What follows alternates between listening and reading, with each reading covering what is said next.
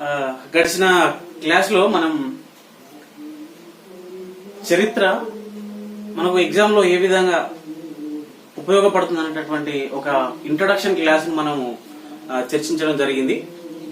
నేను ఇప్పుడు మన యొక్క చరిత్ర ఏదైతే ఉందో దానిలోని మొదటి చాప్టర్ అయినటువంటి చరిత్ర ఆధారాలు అనే టాపిక్ ను నేను మీకు వివరించబోతున్నాను.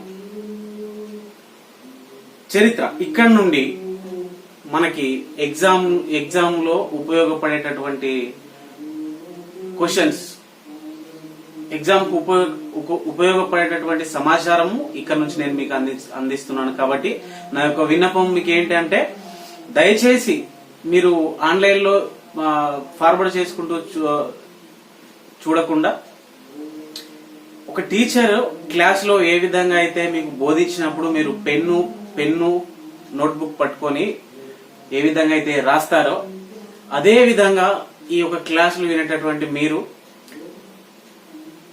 నా యొక్క best suggestion, best way for preparation ఏంటి అంటే, క్లాస్ లో టీచర్ ఏ విధంగా అయితే బోధించినప్పుడు మీరు ఏ విధంగా అయితే నోట్స్ రాసుకుంటారో, అదే విధంగా నోట్స్ రాసినట్లయితే ప్రతిసారి మనకు వీడియోస్ చూసి సబ్జెక్ట్ నేర్చుకునేటటువంటి అవసరం ఉండదు. ఒకసారి నోట్స్ లో రాసుకుంటే అది మనకు ఎప్పటికైనా ఉపయోగపడుతుంది. మళ్ళీ అది షార్ట్ నోట్స్ గా ఉపయోగపడుతుంది.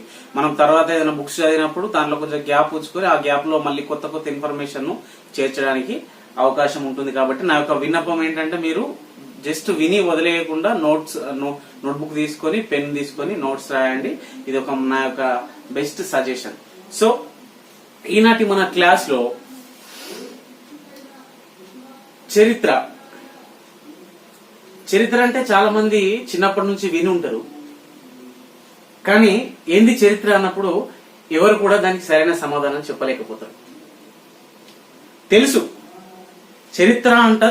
చరిత్ర అనేటప్పుడు విన్నరు, కాకపోతే ఏంది చరిత్ర అని తెలుసుకునేటటువంటి ప్రయత్నం చేయలేదు. కాబట్టే చరిత్ర అంటే ఒక సంపూర్ణమైనటువంటి డెఫినేషన్ చాలా మందికి తెలియనటువంటి పరిస్థితి. కాబట్టి చరిత్ర అసలు ఇలా ప్రారంభమైంది, అసలు చరిత్ర అనే మాటకు అర్థం ఏంది అనేటటువంటి టాపిక్ దగ్గర మనం ప్రారంభిస్తే, చరిత్రను మనం హిస్టరీ అంటాము. ఈ హిస్టరీ అనేటటువంటి పదము,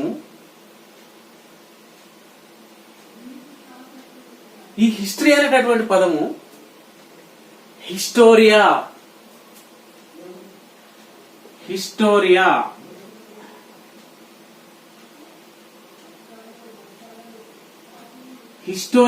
అనే గ్రీకు పదం నుండి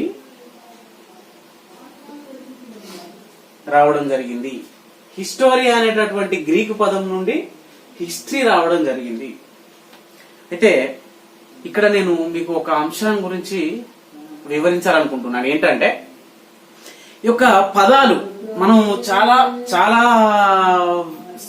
సబ్జెక్టులు వినుంటాం. ఇప్పుడు బయాలజీ అనేటటువంటి పదం బయోస్ అండ్ లాగోస్ అనేటటువంటి లాటిన్ భాష నుండి వచ్చింది అని చెప్పేసి అనుకుంటాం.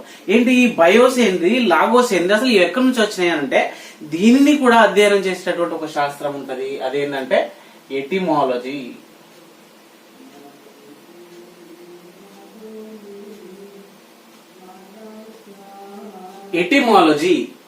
ఏంటి ఎటిమాలజీ అంటే, పదాలు ఏ విధంగా ఆవిర్భవించినాయో తెలుసుకోవాలి అంటే మనము ఎటిమాలజీ అనేటటువంటి శాస్త్రాన్ని చదవాలి.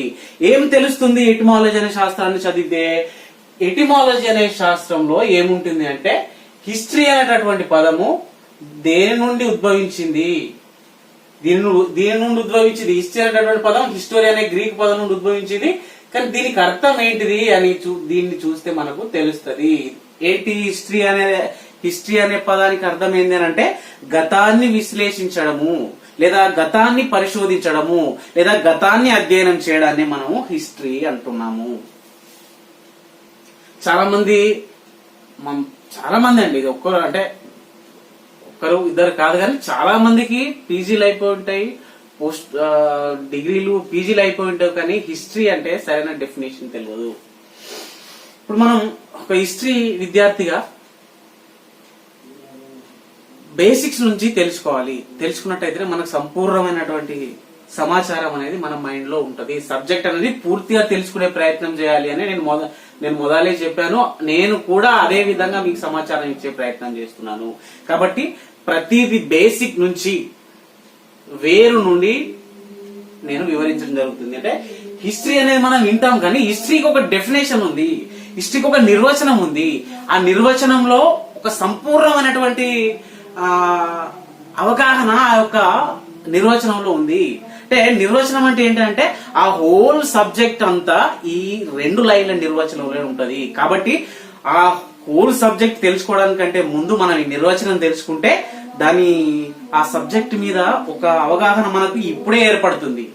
కాబట్టి చరిత్ర అంటే ఏంది, అనేక మంది ఇప్పుడు మనం బుక్స్ లో చూస్తే అనేక మంది ఆ చరిత్రకారుడు ఈ విధంగా నిర్వచనం ఇచ్చాడు, ఈ చరిత్రకారుడు ఈ విధంగా నిర్వచించినాడు అని చాలా నిర్వచనాలు ఉంటాయి. అవి మనకు ఎగ్జామ్ ఓరియంటేషన్ లో అవి మనకు రావు, మనం వాటి గురించి చర్చించము. సింపుల్ గా సింప్లెస్ట్ వేలో చరిత్ర అంటే ఏంటిది అంటే నేను చెప్పాను, గతాన్ని అధ్యయనం చేయడమే చరిత్ర అన్నాను. ఫర్ యువర్ కైండ్ ఇన్ఫర్మేషన్, గతాన్ని అధ్యయనం చేయడానికి మరొక శాస్త్రం కూడా ఉండడము ఆశ్చర్యము. గతాన్ని హిస్టరీ అధ్యయనం చేస్తుంది, హిస్టరీతో పాటు అదే గతాన్ని మరొక శాస్త్రం కూడా అధ్యయనం చేస్తుంది. ఎందుకు? ఇప్పుడు పాలిటీ రాజనీతి శాస్త్రాన్ని అధ్యయనం చేస్తుంది, సోషియాలజీ సమాజాన్ని అధ్యయనం చేస్తుంది, బయాలజీ జీవుల గురించి అధ్యయనం చేస్తుంది, బోటనీ వృక్షాల గురించి అధ్యయనం చేస్తుంది. అంతే, ఇంకా వేరే ఏముండవు. కానీ హిస్టరీ గురించి, గతాన్ని గురించి అధ్యయనం చేయడానికి హిస్టరీతో పాటు మరొక శాస్త్రం కూడా ఉంది. ఏంటి అంటే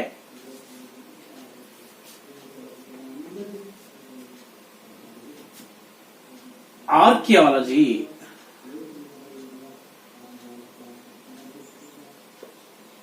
ఆర్కియాలజీ దీన్నే మనం తెలుగులో పురావస్తు శాస్త్రము అంటాము.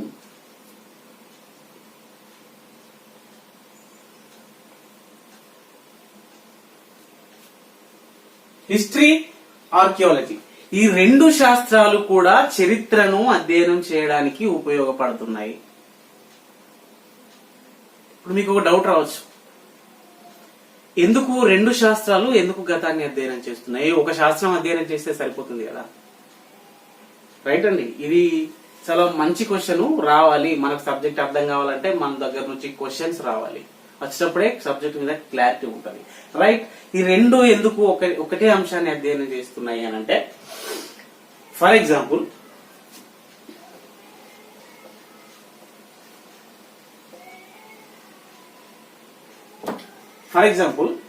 నేను ఢిల్లీ నుండి మద్రాస్ వెళ్ళాలి, లేదా ఢిల్లీ నుండి బెంగళూరు వెళ్ళాలి. సరే, పోయి హైదరాబాద్ నుంచి బెంగళూరు వెళ్ళాలి. హైదరాబాద్, బెంగళూరు. హైదరాబాద్ నుంచి బెంగళూరు వెళ్ళాలి అంటే రోడ్డు మార్గం ద్వారా వెళ్ళొచ్చు, రైలు మార్గం ద్వారా వెళ్ళొచ్చు, లేదా వాయు మార్గం ద్వారా కూడా వెళ్ళొచ్చు. హైదరాబాద్ నుంచి బెంగళూరు వెళ్ళాలంటే రోడ్డు మార్గం ద్వారా వెళ్ళొచ్చు, రైలు మార్గం ద్వారా వెళ్ళొచ్చు, లేదా వాయు మార్గం ద్వారా వెళ్ళొచ్చు. ఇక్కడ నేను మీకు ఏం చెప్పదలిచినాను అంటే ఒక డెస్టినేషన్ చేరడానికి వివిధ మార్గాలు ఉన్నాయి, కానీ ఆ యొక్క గమ్యాన్ని చేరడానికి మనము అవలంబించినటువంటి మార్గాలు వేరు వేరు. చూడండి, ఇక్కడ హైదరాబాద్ నుంచి ఒక మార్గం రోడ్డు మార్గం ఒకటి, రైల్వే మార్గం ఒకటి, విమాన మార్గం లేదా వాయు మార్గం ఒకటి. అంటే ఒక టార్గెట్ ను మనం రీచ్ కావడానికి వివిధ మార్గాలు వేరే వేరే మార్గాలు ఉన్నాయి. అదేవిధంగా గతాన్ని అధ్యయనం చేయడానికి కూడా 2 శాస్త్రాలు ఉన్నాయి. ఆ 2 శాస్త్రాలు గతాన్ని వేరువేరు మార్గాలను అనుసరించి, వేరువేరు ఆధారాలను అనుసరించి గతాన్ని అధ్యయనం చేస్తున్నాయి. చరిత్ర గతాన్ని అధ్యయనం చేసే మార్గాలు వేరు, పురావస్తు శాస్త్రము గతాన్ని అధ్యయనం చేసే మార్గాలు వేరు. కాబట్టి ఈ రెండింటికి మధ్యలో తేడా ఉన్నది. ఆ తేడా ఏంది అని అంటే అవి అవలంబించేటటువంటి, టేకప్ చేసినటువంటి మార్గాలు వేరు వేరు. కాబట్టి నేను చరిత్ర, పురావస్తు శాస్త్రం మధ్యలో తేడాను నేను మీకు వివరించాను. దీని ద్వారా మీకు చరిత్రకు పురావస్తు శాస్త్రానికి మధ్యలో తేడా ఏంది అని అంటే మార్గాలు అని చెప్పాను. సో మరి ఎందుకు మనం ఒక చరిత్రనే తీసుకోవచ్చు కదా, పురావస్తు శాస్త్రం ద్వారా ఎందుకు మనం పురావస్తు శాస్త్రాన్ని ఎందుకు డిస్కస్ చేయడం అని అంటే, ఈ అంశాన్ని మీరు తెలుసుకోవడానికంటే ముందు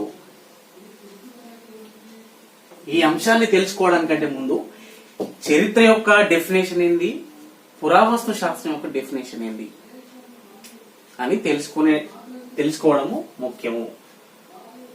ఫస్ట్ చరిత్రను తీసుకుందాము.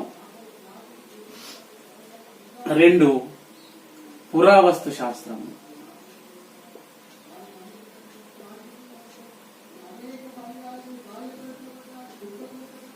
చరిత్ర, పురావస్తు శాస్త్రము, ఈ రెండింటి మధ్యలో తేడా ఏంటి అంటే,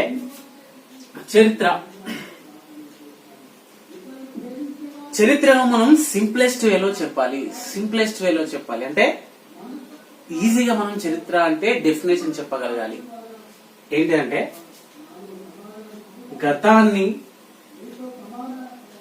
గతాన్ని సాహిత్యం ద్వారా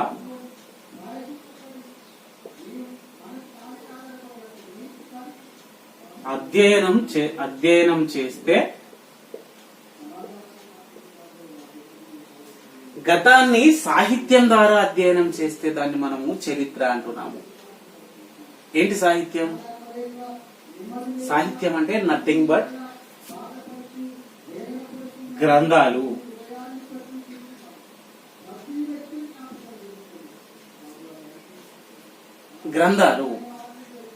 గ్రంథాలను ఉపయోగించి మనం గతాన్ని నిర్మిస్తే, గతాన్ని అధ్యయనం చేస్తే అది చరిత్ర. మరి పురావస్తు శాస్త్రం గతాన్ని వస్తు అవశేషాల ద్వారా అధ్యయనం చేస్తే, గతాన్ని వస్తు అవశేషాల ద్వారా అధ్యయనం.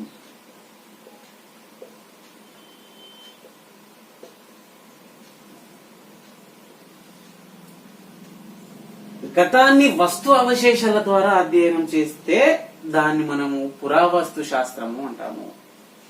ఏంటి వస్తు అవశేషాలు అంటే ఏంటి అంటే, పురావస్తు శాస్త్రం ఏం చేస్తుంది అంటే తవ్వకాలు జరుపుతుంది. తవ్వకాలు జరిపి తవ్వకాలలో బయలుపడ్డటువంటి వస్తువుల ద్వారా ఆనాటి చరిత్ర ఏ విధంగా ఉంది, ఆనాటి పరిస్థితులు ఏ విధంగా ఉంది అనే అధ్యయనం చేసేటటువంటి బాధ్యత పురావస్తు శాస్త్రం తీసుకుంటుంది. అంటే వస్తు అవశేషాలు అంటే భూమి లోపల నిక్షిప్తమైనటువంటి గత కాలానికి సంబంధించినటువంటి వస్తువులను వెలికి తీసి వాటిని రీసెర్చ్ చేసి దాని నుండి చరిత్రను నిర్మించడము పురావస్తు శాస్త్రం యొక్క పని.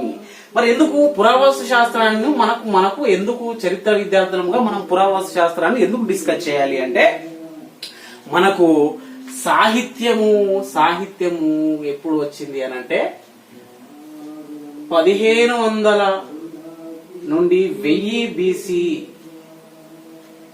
క్రీస్తు పూర్వము 1500 నుండి 1000 సంవత్సరాలలో మనకు గ్రంథాలు రావడం జరిగింది. అంతకు ముందు మనకు గ్రంథాలు లేవు. కానీ అంతకు ముందు చరిత్ర లేదా ఉంది. మరి ఏ విధంగా చదివిండ్రు? గ్రంథాలు లేవు అంటే గ్రంథాలు లేవు కానీ చదవగలిగారు. ఏ విధంగా? వస్తు అవశేషాలు అంటే పురావస్తు శాఖ యొక్క ప్రాముఖ్యత మనకు గ్రంథాలు రాకముందు దాని ప్రాముఖ్యత ఎక్కువగా ఉంది. అంటే మానవుడు ఎప్పుడు 14 లక్షల సంవత్సరాల క్రితం ఈ భూమి మీద నివసించాడు అని మన చరిత్రకారులు నిర్ణయించారు. ఆనాటి నుండి క్రీస్తు పూర్వము 1500 నుండి 1000 క్రీస్తు పూర్వం 1000 వరకు 1500 వరకు మనకు గ్రంథాలు లేవు. ఓన్లీ మనం పురావస్తు శాస్త్రం మీదనే మనం ఆధారపడ్డాము. ఆ పురావస్తు శాస్త్రం ద్వారా మనం చరిత్రను నిర్మించాము. నేను చెప్పాను పురావస్తు శాస్త్రానికి చరిత్రకు మధ్యన తేడా ఏంది అంటే అవి ఉపయోగించేటటువంటి లేదా అవి అధ్యయనం చేసేటటువంటి మార్గాలు వేరు వేరు. గ్రంథాలంటే మీకు అందరికి తెలుసు, కానీ పురావస్తు శాస్త్రము ఏ ఆధారాలను ఉపయోగించి చరిత్రను నిర్మిస్తుంది అది మనం తెలుసుకోవాల్సిన అవసరం ఉంది. ఎందుకనంటే మనకు క్రీస్తు పూర్వము 1500 సంవత్సరాల వరకు మనకు గ్రంథాలు లేవు. మనం పురావస్తు ఆధారాల మీదనే మనం ఆధారపడ్డాము. వాటి ద్వారానే మనం చరిత్ర తెలుసుకున్నాము. ఇప్పుడు నేను మీకు చెప్పేటప్పుడు కూడా మనకు ఎగ్జామ్ లో వచ్చే అవకాశాలు కూడా ఇక్కడ ఉంటవి. క్రీస్తు పూర్వము 14 లక్షల సంవత్సరాల క్రిందట బోరి గుహల్లో మానవుడు జన్మించినప్పటి నుండి మనము చరిత్రను డిస్కషన్ చేస్తాము. అది మనకు ప్రాచీన భారతదేశ చరిత్రలో వస్తుంది.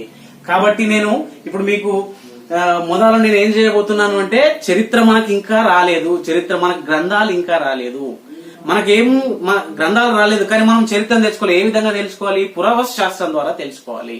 పురావస్తు శాస్త్రం ద్వారా వేటిని ఉపయోగించి చరిత్రను తెలుసుకోవాలి అంటే కొన్ని ఆధారాలు ఉన్నాయి మనకు. ఆ ఆధారాలను మనం ఉపయోగించి చరిత్రను నిర్మిస్తున్నాము. ఏ ఆధారాలు? ఆ ఆధారాలు ఏంటి అని అంటే పురావస్తు శాస్త్రము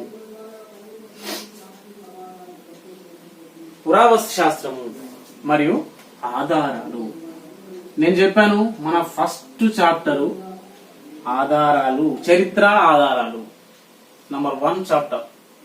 మనం ప్రాచీన భారతదేశ చరిత్రలో 5 టాపిక్లుగా మనం డివైడ్ చేసాము. దాంట్లో నంబర్ 1 పురావస్తు శాస్త్రము ఆధారాలు. దీనిలో ఫస్ట్ది శాసనాలు.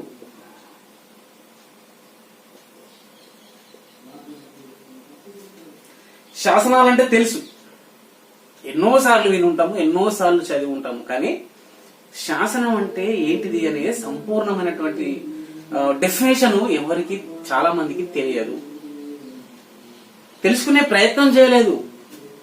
ఏంది శాసనం అంటే ఏంటిదని తెలుసుకునే జస్ట్ విన్నాము. శాసనం, ఓహో ఈ రాజు ఆ శాసనం జారీ చేసిండు, ఇక్కడ ఈ శాసనం దొరికింది అని మనం చదువుకున్నాం. కానీ ఏంటి శాసనం ఏంటంటే బేసిక్ డెఫినేషన్ మీద చాలా మందికి ఐడియా ఉండదు. సో శాసనం అంటే ఏంటి అని అంటే గట్టి ఉపరితలం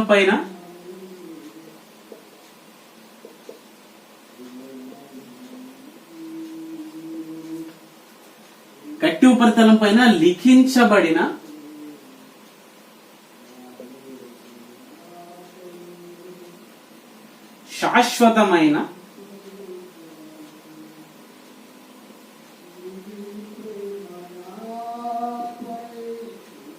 శాశ్వతమైనటువంటి సమాచారము.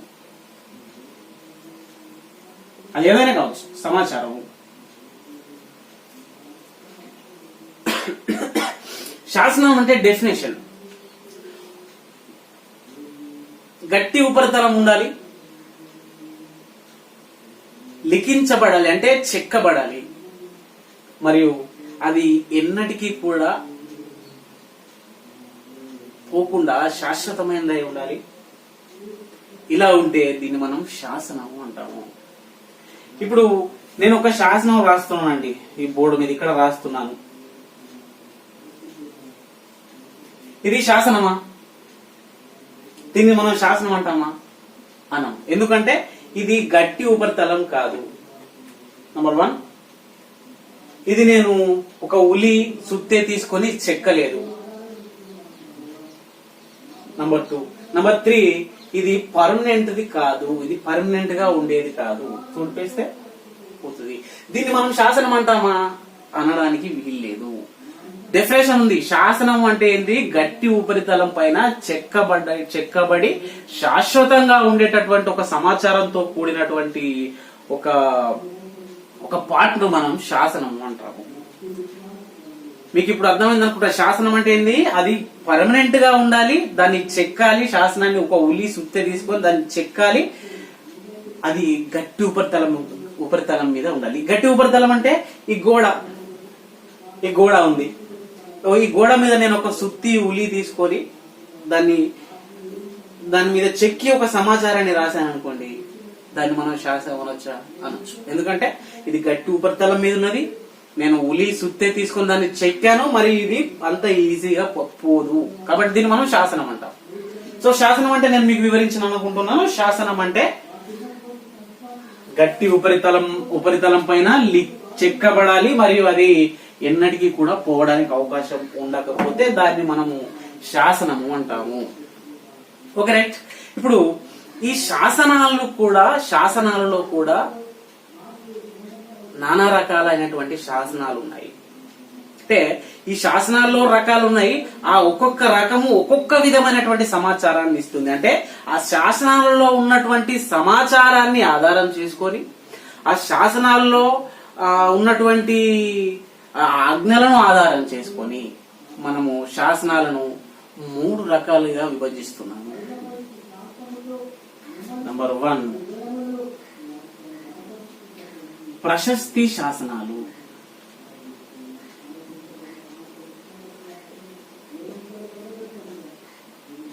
ప్రశస్తి శాసనాలు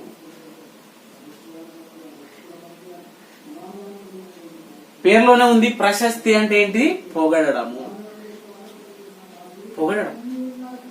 ఎవరిని పోవడం? రాజుల కాలంలో రాజును పొగిడితే డబ్బులు వచ్చాయి. అదొక రకమైన పొగడత. కానీ ఈ శాసనాల్లో రాజ్యాన్ని పరిపాలించేటటువంటి రాజు తాను సాధించినటువంటి విజయాలను, తాను చేసినటువంటి పనులను, తన యొక్క గొప్పతనాన్ని పొగుడుతూ వేసేటటువంటి శాసనాలను ప్రశస్తి శాసనాలు అంటాము. ప్రశస్తి శాసనాలలో ఏముంటది? పొగడ్తలు ఉంటాయి. పొగడ్త ఎవరికి? రాజుకు. రాజు తనను తాను పొగుడుతూ వేసేటటువంటి శాసనాలను ప్రశస్తి శాసనాలు అంటాము. సింపుల్. రాజు అన్నాము, తనను తాను పొగుడుకోవడం అని అన్నాము. కాబట్టి ఇది రాజులు మాత్రమే వేస్తారు.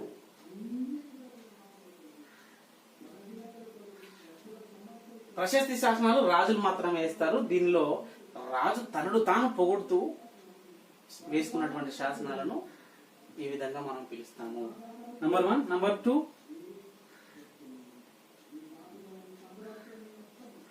దాన శాసనాలు.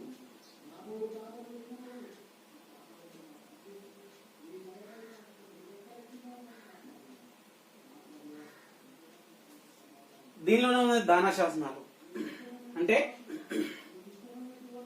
ఇది రాజులు వేయచ్చు, ప్రైవేట్ వ్యక్తులు ఎవరైనా ఈ శాసనాలు వేయచ్చు. దీనిలో ముఖ్యంగా కనబడేటటువంటి సమాచారం ఏంటంటే, దాన ధర్మాలు చేసినప్పుడు, ఒక దేవాలయానికి భూమిని దానం చేసినప్పుడు కానీ, బ్రాహ్మణులకు భూములను దానం చేసినప్పుడు కానీ ఈ శాసనం వేయడం జరుగుతుంది. ఈ శాసనం 2 కాపీలుగా వేస్తారు. దాన శాసనాలను 2 కాపీలుగా వేస్తారు. 2 కాపీలు వేసి దాన గ్రహీత ఒక కాపీ తీసుకుంటాడు, దానాన్ని ఇచ్చినటువంటి దాత దగ్గర ఒక కాపీ ఉంటుంది. ముఖ్యంగా ఈ యొక్క దాన శాసనం అనేది దాన గ్రహీత దగ్గర ఉండాలి. ఎందుకు అనంటే ఈ యొక్క దాన శాసనంలో కండిషన్స్ ఉంటాయి.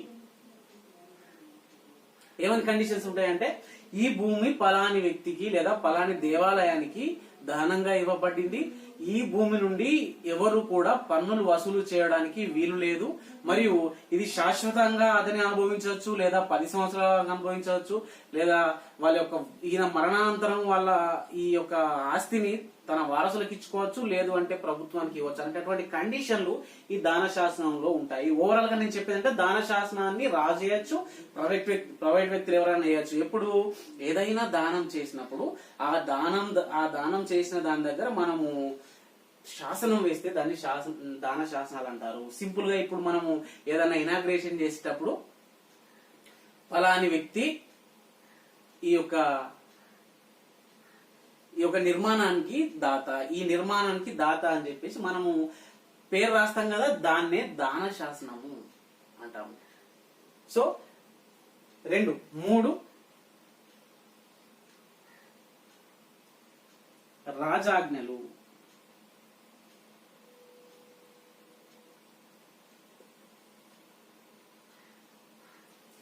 రాజాజ్ఞలు సింపుల్. రాజాజ్ఞలు అంటే రాజు ప్రజలకు ఇచ్చేటటువంటి ఆజ్ఞలన్నీ ఒక శాసనంలో రాస్తే దాన్ని మనము రాజాజ్ఞలు అంటాము. అంటే అశోకుడు వేసినటువంటి శాసనాలన్నీ రాజాజ్ఞలే. ఈ శాసనం అంటే డెఫినేషన్ తెలుసుకున్నాము, శాసనాల్లో ఎన్ని రకాలు ఉంటాయో కూడా తెలుసుకున్నాము. ఇప్పుడు ఈ శాసనాలను అధ్యయనం చేయడానికి ఒక శాస్త్రం ఉంటది, దాన్ని మనము ఎపిగ్రఫీ అంటాము. ఎపిగ్రఫీ అంటాము. ఇది పురావస్తు శాస్త్రంలో మనము అధ్యయనం చేసే ఆధారాల్లో శాసనాలు అనేటటువంటి ఆధారం ఒకటి.